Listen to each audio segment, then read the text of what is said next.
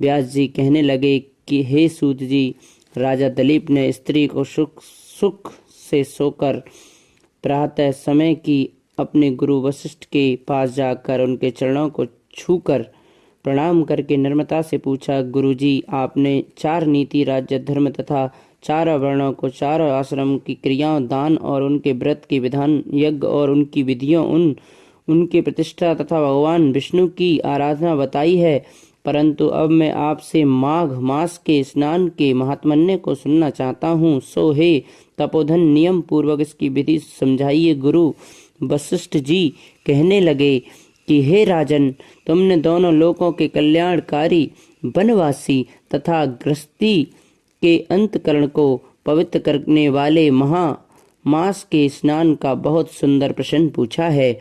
मकर संक्रांति राशि में सूर्य के आने पर माघ का में स्नान का फल गौ भूमि, तिल, वस्त्र, स्वर्ण, अन्न, घोड़ा आदि दोनों से बहुत फल देने वाले हैं, परंतु माघ मास में इन फल के पुरुष राजा और मुक्ति मार्ग को जानने वाला होता है।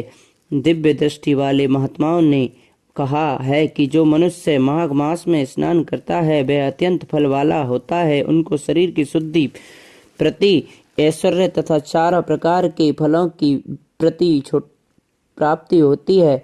अतिथि ने 12 वर्ष तक मकर संक्रांति अन्न त्याग कर स्नान किया, इससे 3 लोकों को उज्जवल करने वाले 12 पुत्र उत्पन्न हुए। महामास में करने से ही रोहिणी, शुभा, अर्धनीति दानशील हुई।